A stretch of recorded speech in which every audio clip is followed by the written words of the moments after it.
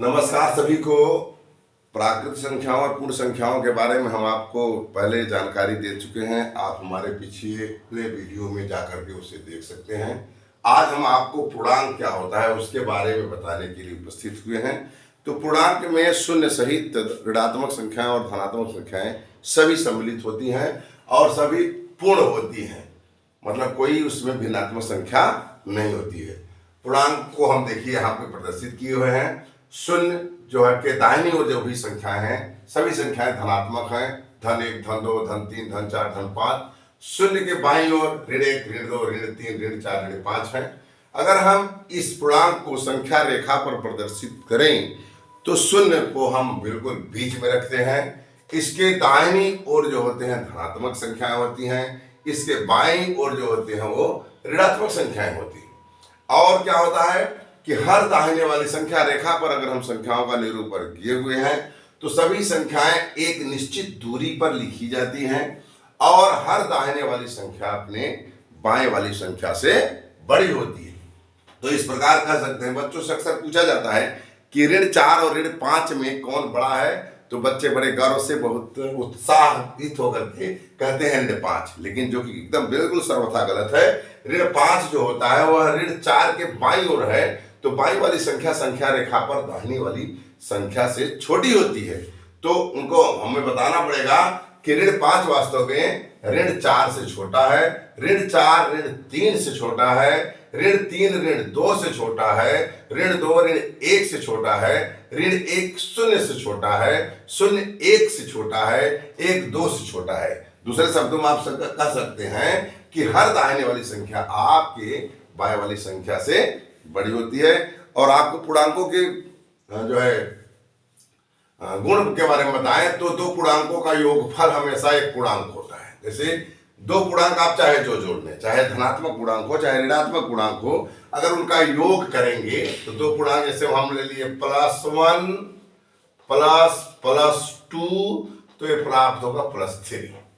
तब इसका मतलब यह दो पूर्णांकों का योगफल सरल पूर्णांक होता है। तो चाहे जो आप जैसे कहेंगे कि हमने लिए -2 और +7, तो आप जानते हैं कि जो विपरीत चिन्ह के जो पूर्णांक होते हैं वो घट जाते हैं। इसमें से क्या होगा, 7 में से 2 घटेगा, 5 आएगा और चिन्ह जिसका बड़ा होगा वही लिख दिया जाएगा।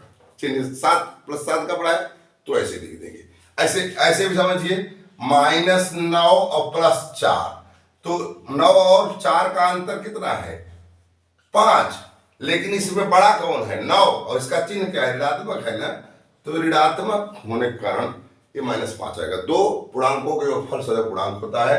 दो पूर्णांकों का गुणनफल भी पूर्णांक होता है। जैसे +10 अगर है और उसमें हम मल्टीप्लाई करेंगे -2 का तो -20, मतलब धन 2 में अगर धन 10 में ऋण 2 का गुणा करेंगे तो ऋण 20 आ जाएगा।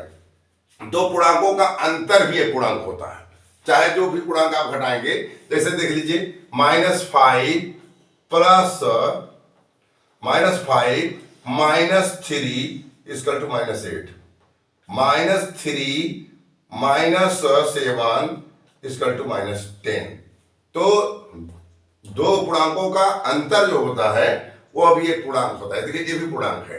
आपका जैसे आ गया +10 -17 इक्वल टू -7, ठीक।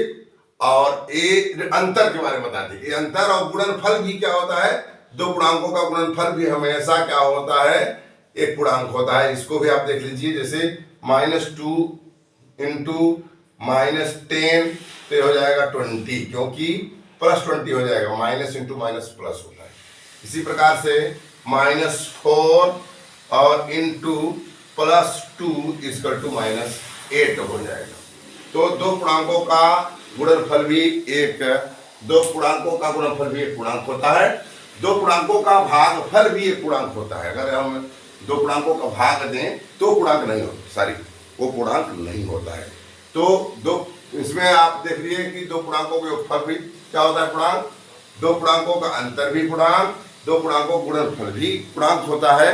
परंतु दो पूर्णांकों का अगर हम भाग देंगे तो वह पूर्णांक नहीं होगा। दो पूर्णांकों का अगर हम भाग देते हैं, एक पूर्णांक में दूसरे पूर्णांक का, तो जो भागफल प्राप्त होता है वास्तव में एक वह दूसरी संख्या कहलाता है। उस संख्या का जिक्र हम आपको अगले अपने वीडियो में करेंगे। उस संख्या को हम परिमेय संख्या कहते हैं। तो अगले वीडियो में हम आपके सामने परिमेय संख्या को लेकर उपस्थित होंगे। तब तक के लिए नमस्कार।